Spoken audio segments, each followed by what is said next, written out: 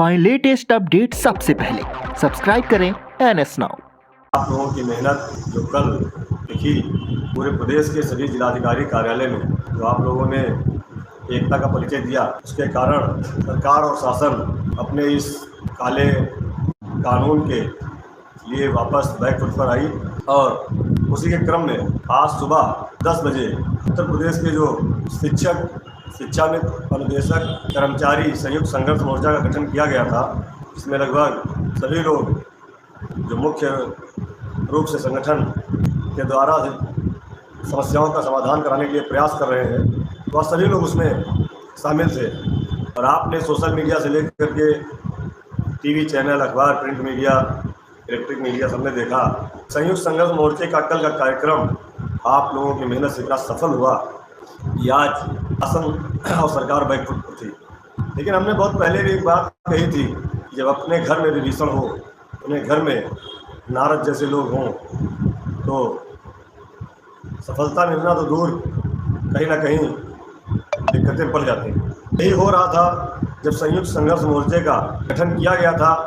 उत्तर प्रदेश के परिषदीय विद्यालयों में जितने भी लोग कार्य करते हैं, जूनियर हाई स्कूल के प्रधान अध्यापक, सहायक अध्यापक, प्राथमिक विद्यालय के प्रधान अध्यापक, सहायक अध्यापक, शिक्षा मित्र, अनुदेशक और विद्यालय में कार्यरत कर्मचारी, उनके जितने भी संगठन बने हैं, सभी संगठन के प्रदेश अध्यक्ष, प्रदेश महामंत्री से संपर्क किया गया था और उनसे वार्ता करके तब इस मोर्चे का गठन किया गया था। लेकिन उसमें से मात्र एक संगठन, जो प्राथमिक शिक्षक संघ के नाम से जाना जाता है, उन्होंने अपना कोई भी जवाब नहीं दिया था और बाकी जितने भी संगठन थे सब एक जगह एकत्रित थे। हम लोगों के साथ अनुदेशक संघ के 3 संगठन थे, प्राथमिक शिक्षक संघ के कई संगठन थे, जूनियर हाई स्कूल शिक्षक संघ के सभी पदाधिकारी थे, पूरा संगठन था, और कर्मचारी संगठन के लोग भी थे, मतलब कार्य आश्रित संगठन के लोग भी थे, और शिक्षा मित्र संगठन के भी सभी पदाधिकारी। उस दिन उन्होंने अपनी सहमति दी थी। लेकिन अंग्रेजों की पुरानी व्यवस्था, वोट डालो राज करो, 14 तारीख को शिक्षा मित्र संगठन की प्रदेश कार्यकारिणी की बैठक होती है। उसी दिन हमारे दूसरे साथी बैठक करते हैं और उस मोर्चे से अलग हट करके उसी शिक्षक संघ के साथ अपना गठबंधन कर लेते हैं, जिनके साथ वो पहले से थे। कोई आपत्ति हमें नहीं थी, किसी शिक्षा मित्र को नहीं थी। आप अच्छी बात है, अपना संरक्षण खोज रहे थे, आपको संरक्षण मिला। लेकिन कष्ट तब हुआ जब उक्त शिक्षक संगठन के साथ मिलकर आपने 15 तारीख के कार्यक्रम में ना आकर के पैरेलल एक दूसरा कार्यक्रम कल खड़ा कर दिया, जबकि उनका कार्यक्रम आगामी 23 जुलाई को जिला व्यय शिक्षा अधिकारी कार्यालय पर होना था। उन्होंने आनन फानन में हमारे शिक्षक, शिक्षा मित्र, अनुदेशक साथियों की आवाज़ को दबाने के लिए कल ही BSA कार्यालय पर कार्यक्रम करा दिया। असर क्या हुआ आपने देखा, वहाँ की स्थिति क्या थी और आपके मोर्चे की स्थिति क्या थी। 7-5 की लाठी एक आदमी का बोझ कहा गया है, और उसमें वह ढेर हो गए। सोशल मीडिया, प्रिंट मीडिया और इलेक्ट्रॉनिक मीडिया में केवल और केवल संघर्ष मोर्चे का ही दिखाई दिया कि यहाँ कितना शिक्षक, कर्मचारी, शिक्षा मित्र, अनुदेशक परेशान हैं, और जिलाधिकारी कार्यालय का घेराव कर, पैदल मार्च कर ज्ञापन माननीय मुख्यमंत्री जी के नाम दिया गया। साथियों, कल के कार्यक्रम के बाद आज सुबह 9 बजे मोर्चे के संयोजक मंडल आदरणीय श्री योगेश त्यागी जी, श्री सुशील पांडे जी और जितने भी हमारे घटक संगठन थे, सबके प्रदेश अध्यक्ष और महामंत्री को वार्ता के लिए बुलाया गया था। वार्ता में जाने के लिए पूछा गया कि कितने लोग आएंगे, तो हमारे संयोजक मंडल ने अपने मोर्चे के जितने भी संगठन थे, सबके प्रदेश अध्यक्ष और प्रदेश महामंत्री का नाम आदरणीय प्रमुख सचिव महोदय को नोट करा दिया था। हालांकि प्रमुख सचिव महोदय ने पहले तो थोड़ा सा आपत्ति जताई कि ज़्यादा लोग हो रहे हैं, लेकिन बाद में उन्होंने कहा ठीक है, आइए बात करते हैं। उसके बाद क्या होता है, हम लोग जब लोक भवन पहुँचते हैं तो वहाँ से जो लिस्ट आती है पास बनने की, देखिए अधिकारियों की चतुराई और हमारे विभीषण साथियों की चतुराई कि वहाँ पर से सिर्फ और सिर्फ शिक्षक संगठनों के पास आते हैं, उसमें शिक्षा मित्र, अनुदेशक या अन्य जो हमारे मोर्चे में लोग शामिल थे, उनमें से किसी भी संगठन के प्रदेश अध्यक्ष या प्रदेश महामंत्री का पास ऊपर से नहीं आया और बैठक मुख्य सचिव महोदय के यहाँ होनी थी। मैं धन्यवाद देना चाहता हूँ जूनियर हाई स्कूल शिक्षक संघ के प्रदेश अध्यक्ष आदरणीय योगेश त्यागी जी का, उत्तर प्रदेश प्राथमिक शिक्षा मित्र संघ के प्रदेश अध्यक्ष आदरणीय सुशील पांडे जी का, अटेवा के प्रदेश अध्यक्ष आदरणीय विजय कुमार बंधु जी का। इन लोगों ने फैसला लिया कि जब तक शिक्षा मित्र और अनुदेशक के प्रतिनिधि हमारे साथ वार्ता में नहीं जाएंगे, मैं इस वार्ता का बहिष्कार करता हूँ और पहले आप डिजिटल अटेंडेंस को स्थगित करिए, उसके बाद वार्ता होगी। 2 शर्तों को उन्होंने रखा, लेकिन जो 2 संगठन के साथी थे वो लोग चले गए। उन्होंने वार्ता भी की,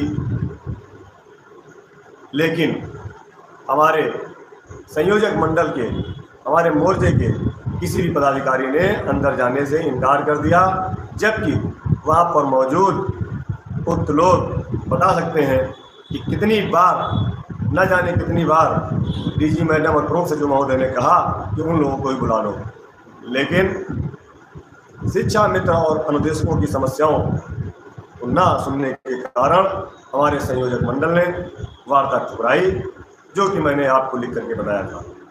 उसके बाद अब आप लोगों में बहस शुरू हो जाती है कि शिक्षक संगठन का हम लोग साथ दे रहे थे और शिक्षक संगठन ने हमारी बात नहीं रखी। वाजिब है, जो वार्ता करने गए थे वो हमारे संयोजक मंडल में नहीं थे, वो हमारे संघर्ष मोर्चे में नहीं थे, तो जाहिर सी बात है कि वो जो हमारे मोर्चे में नहीं थे वो स्वार्थी लोग थे, उन्होंने सिर्फ अपनी बात की। हाँ, अगर हमारे मोर्चे का कोई पदाधिकारी गया होता, हमारे मोर्चे को लोग गए होते, तो शिक्षक, शिक्षा मित्र, अनुदेशक, कर्मचारी सबकी बात हुई होती। आधी अधूरी जानकारी के साथ आप लोगों ने बहुत कुछ लिखा, ये लोग हमारे नहीं हैं, ऐसा नहीं है। जो आपके नहीं थे वो आपके कभी नहीं होंगे, लेकिन जो मोर्चे का गठन किया गया था वह मोर्चा आपके साथ कल भी था, आज भी है और कल भी रहेगा। अब ये सवाल उन लोगों से पूछिए, मैंने तो शुरू से कहा कि एकता बनाए रखिए, अगर एकता हटी तो दुर्घटना घटी। उन लोगों से पूछिए जिन लोगों ने अभी 2 दिन पहले उस शिक्षक संगठन के साथ संबद्धता किया था, क्या वो गए थे वार्ता में? आखिरकार उनको क्यों नहीं ले जाया गया? अगर इतने ही हितैषी वो थे जिन्होंने संबद्धता दे दी आपको, तो आपको वार्ता में क्यों नहीं ले गए? ये विचार आपको करना है साथियों। कौन आपके साथ विश्वासघात कर रहा है, कौन आपके साथ लड़ाई लड़ रहा है? मैं बार बार कहता था, किसी का नाम नहीं लेता था, बस ये कहता था कि आप लोग अपनी एकता बनाए रखिए। ये नेता सब एक होते हैं, केवल शिक्षा मित्रों को बांटते हैं, शिक्षकों को बांटते हैं। जहाँ पर आपके हित की लड़ाई हो, जहाँ पर आपके हित की बात हो, आप वहाँ रहिए, ना कि अपना सम्मान बेच करके, ना सम्मान गिरवी रख करके किसी के चरणों में जा करके सम्मतता ले लीजिए और वो जा करके अपनी बात करें। शिक्षा मित्रों जैसे कि एक बात जिन्होंने वहाँ पर नहीं उठाई, इसकी मैं घोर निंदा करता हूँ और उनके साथ जुड़ने वाले लोगों की भी मैं निंदा करता हूँ कि आखिरकार कौन सी ऐसी आफत आई थी, आप अपने भाइयों को छोड़ करके उनके पास गए और उन्होंने आपकी बात तक वहाँ नहीं की। इसलिए उसके बाद संयुक्त संघर्ष मोर्चे की आवश्यक बैठक की गई, जिसमें फैसला लिया गया सर्वसम्मति से कि जब तक शिक्षक, शिक्षा मित्र, अनुदेशक की वार्ता एक साथ समस्याओं का समाधान करने के लिए नहीं होगी, तब तक यह डिजिटल अटेंडेंस से लेकर के विरोध सरकार का किया जा रहा था, तब तक जारी रहेगा और हम लोग अपने पूर्ववत कार्यक्रम जारी रखेंगे। हम लोग किसी के दबाव में झुकने वाले नहीं हैं, किसी लालच में दबने वाले नहीं हैं। जब तक हमारी समस्याओं की वार्ता नहीं होगी, समाधान नहीं होगा, तब तक हम लोग अनवरत अपना कार्यक्रम जारी रखेंगे। मैं सभी शिक्षा मित्र साथियों और अनुदेशक साथियों और शिक्षक साथियों से अपील करता हूं कि दिनांक 25 जुलाई 2017 को माननीय सुप्रीम कोर्ट द्वारा शिक्षा मित्रों के समायोजन को गलत तरीके से दिखा करके एक फैसला दिया गया था, जिसके चिंता में, जिसके गम में, जिससे परेशान होकर हमारे बहुत सारे साथियों की हताहत हो गई। बहुत लोगों ने मौत को गले लगा लिया। 2017 के बाद से हम लोग लगातार 25 जुलाई को श्रद्धांजलि समारोह का आयोजन करते हैं। आप सभी लोग अपने अपने जनपद के मुख्यालय पर दिवंगत शिक्षा मित्र साथियों को श्रद्धांजलि अर्पित करते हुए विद्यालय समय के बाद श्रद्धांजलि समारोह, कैंडल मार्च आज का आयोजन करें और अपने मांग पत्र को श्रीमान जिलाधिकारी महोदय के माध्यम से माननीय मुख्यमंत्री तक भेजने का काम करें। आज संयुक्त संघर्ष मोर्चे ने भी 25 जुलाई के कार्यक्रम में समर्थन दिया है और वह पदाधिकारी भी आपके साथ 25 जुलाई को शामिल होंगे। इसके साथ ही यदि हमारी समस्याओं का समाधान 29 तारीख तक नहीं हो रहा है तो 29 तारीख का जो संघर्ष मोर्चे का कार्यक्रम था, महानिदेशक कार्यालय का घेराव, उसका घेराव यथावत किया जाएगा और तब तक शांत नहीं रहा जाएगा जब तक हम लोगों की समस्याओं का समाधान नहीं हो जाता। और फिर मैं कहता हूँ कि अपने बीच के विभीषणों को पहचानिए।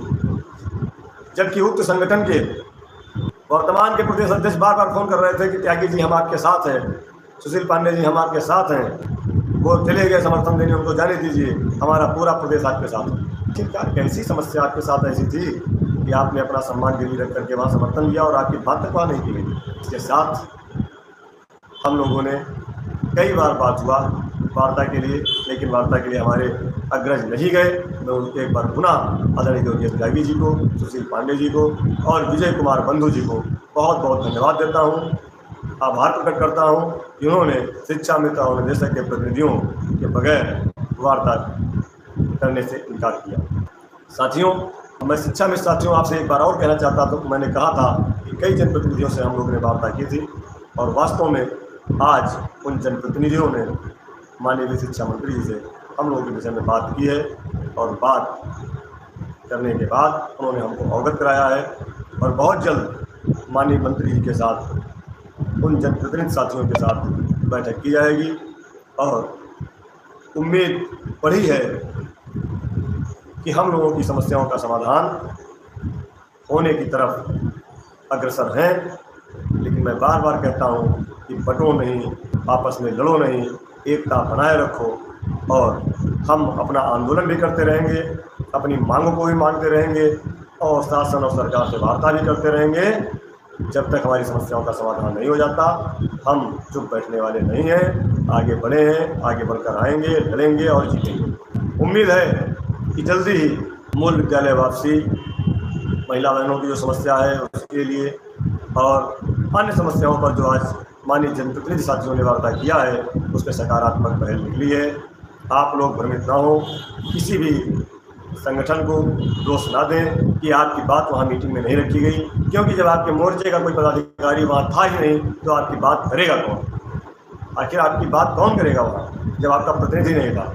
इसीलिए मैं कहता हूँ संयुक्त संघर्ष मोर्चे के उन प्रांतीय पदाधिकारियों को बार बार धन्यवाद देता हूँ कि उन्होंने शिक्षा में निदेशक के प्रतिनिधियों के बिना वार्ता करने से इनकार किया। हम लोग वहाँ बैठे रहे लेकिन वार्ता में नहीं गए।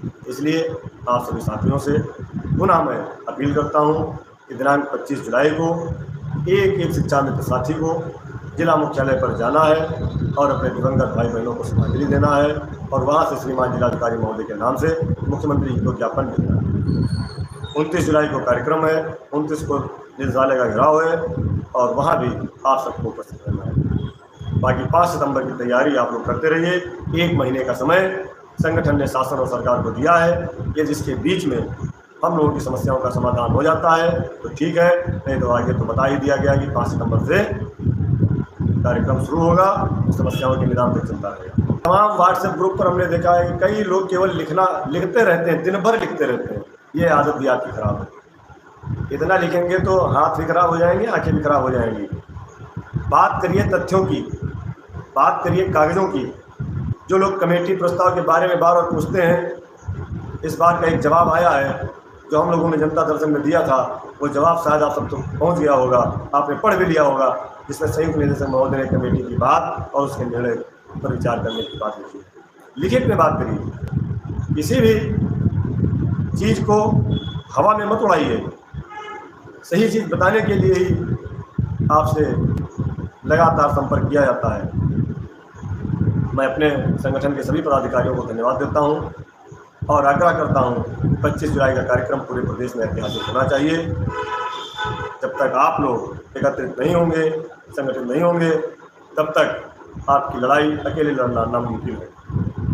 उत्तर प्रदेश प्राथमिक शिक्षा मिशन लगातार इसके लिए प्रयास कर रहा है।